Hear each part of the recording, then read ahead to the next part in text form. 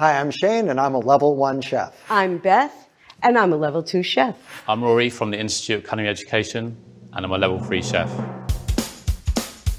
This is a nice, simple New York-style cheesecake that comes from my wife's family's cookbook. It's easy to make, and I love preparing it. This recipe is a ricotta cheesecake. It is my husband's absolute favorite cake. It's absolutely delicious. I like cheesecakes that are light and not so dense. So today I'll be making a European-style cheesecake, which is actually a no-bake recipe.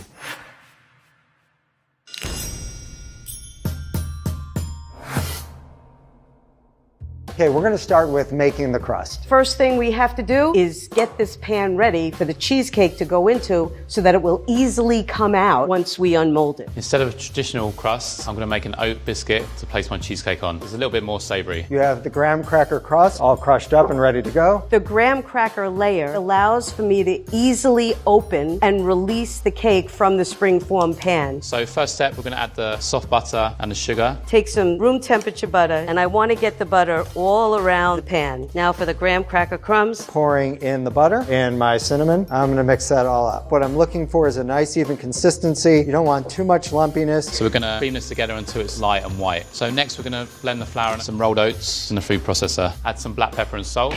And then I'm going to add my dry ingredients into the mixer until they're incorporated. And we're just going to mix it until it's just combined because we don't want to create too much gluten. Pour the mixture over it. Just run the crumbs along the sides and the bottom of the pan until you get a really nice coating. This looks good. We're gonna chill this for 30 minutes. So next step, I'm gonna gently bring it into a ball, wrap it in plastic wrap and chill for 15 minutes. After it's chilled, I'm gonna roll it out flat, roughly 1/4 inch thick. We're gonna bake this at 350 degrees for around 8 to 10 minutes. And here's your nice dusted graham cracker pan. Once it's baked, I punch out the biscuits. And now we have our oat and black pepper biscuit to use as our crust. Now let's start working on the batter. The first step is to separate your eggs, and this is important. We're gonna whip our egg whites. If you get any of the yolk into the whites, You're not gonna get the same aeration. It's not gonna be as light. I crack it a little bit, and then I let the egg white fall into that first bowl, and then I move it back and forth, and then I deposit the yolk into the other bowl. Unfortunately, I did get a little yolk in with my white, so we gotta throw this out and start all over again. I'm using my hand to catch the yolk. The eggshell itself can be sharp, and it can puncture the yolk. Okay, let's try this again. Whoop,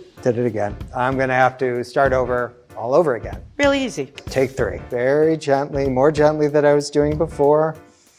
Just a little bit in there. If you get a little bit of yolk in there, take a little bit of the shell and then scoop it out. All right, my whites and my yolks are separated. And now I'm gonna beat my whites. I'm gonna whip my egg whites so that we have very stiff peaks. So what you're looking for to make sure it's done is that when I pull out this hand mixer, it's gonna hold its shape. So we're gonna add this to the KitchenAid with a whisk. This is gonna add some richness to the cake. It's also gonna make it lighter and a bit more airy. It will change color. It will go from a very deep yellow. Now it's very pale, almost white. Beautiful. Put them onto the dish. When you pick up a nice little dollop, it stays on the spatula. It doesn't leak back in. So now my whites are done, and I'm gonna move on to the yolk cream cheese mixture. We're actually using 2 different types of cheeses. 3 big, nice bricks of cream cheese. And this is a brilliant Savarin cheese. It's a triple cream brie style cheese from France. So we're just gonna scoop that out. This cheesecake is for my husband, and he loves ricotta cheesecake. I like using the ricotta alone because this is what helps make the cheesecake so much lighter than a New York style cheesecake. I'm gonna start whipping the ricotta while I add the other ingredients. And in you add Our egg yolks, one at a time. Flour. Flour is a stabilizer. We're gonna add some heavy cream. Now for the good stuff. Sugar. Sugar. Pinch of salt. Always a pinch of salt. Some almond extract, just a little bit, and always vanilla. What makes this cheesecake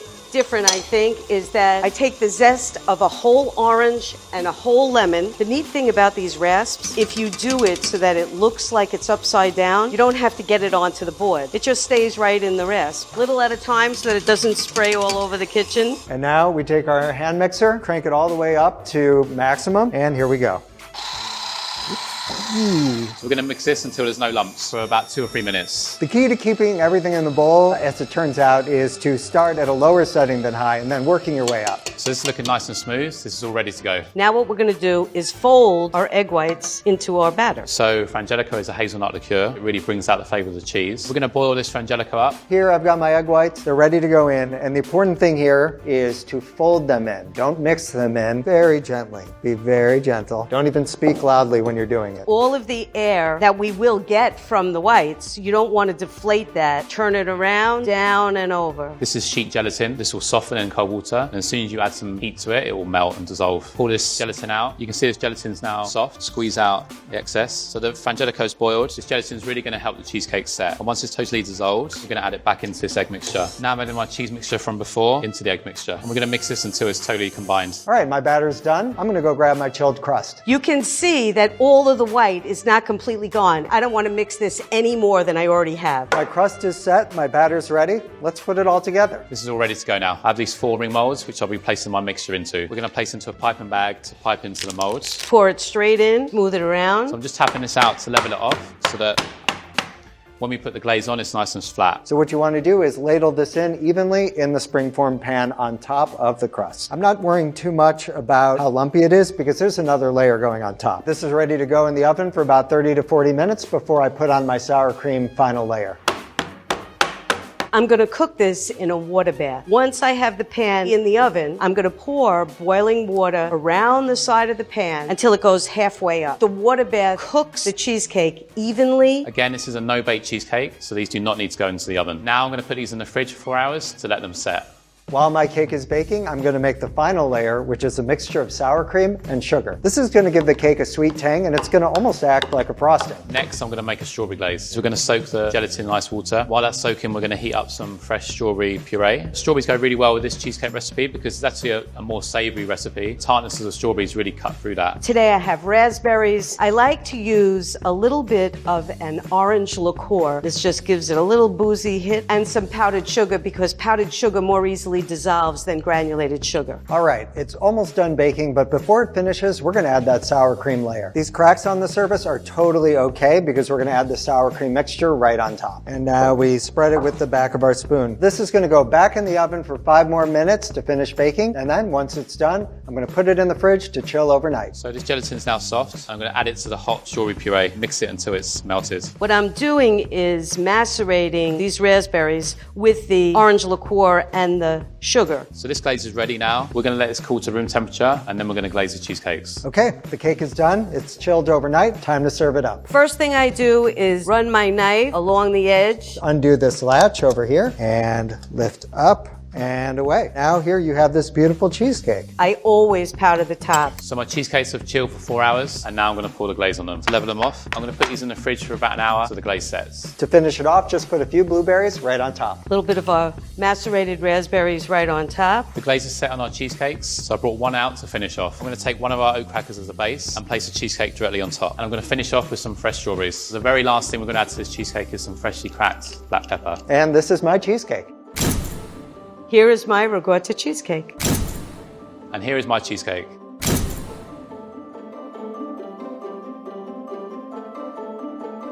Time to taste. That's great. It's light.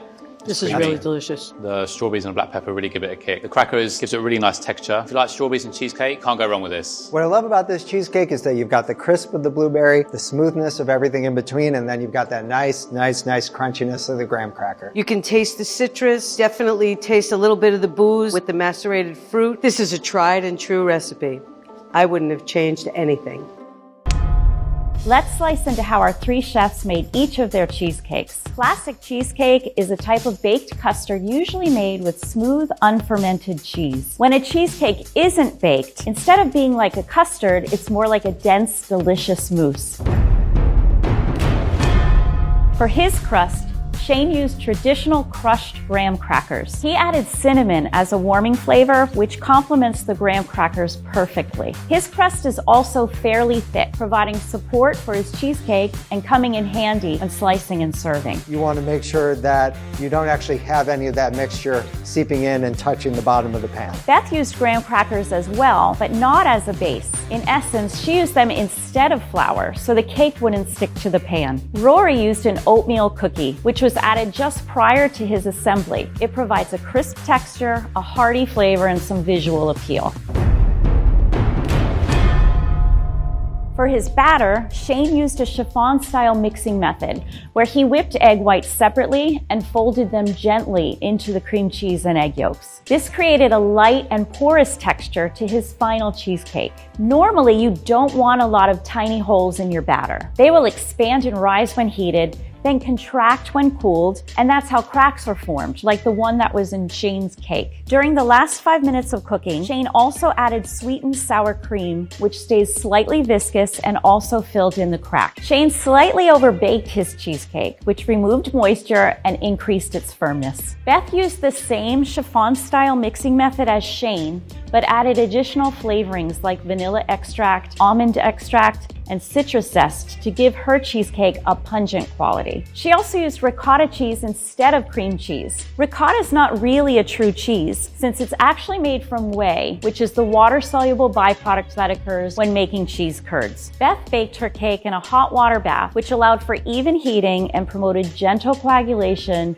of the cheese and egg batter. Kind of like a soft blanket all around the cheesecake. Even though the oven is set at 375 degrees, the water will not exceed 212 degrees without turning to steam, which takes a while since that requires a lot of energy. Ricotta has a higher water content than cream cheese, and the gentle coagulation of her batter resulted in a softer cake than Shane's. For Rory, the gelation of his cheesecake doesn't come from baking, but from the gelatin that he used. Soluble gelatin is derived from collagen, a connective insoluble protein found in meat. He also used a combination of cream cheese and brioche savarin, which is a soft, sharp cow's milk cheese that's fermented for 2 weeks or less. The key to this cheesecake was refrigeration instead of baking, where the gelatin changed from a soft, viscous liquid into a firm gel as it chilled. The texture of this cake remained very smooth, almost like an ice cream.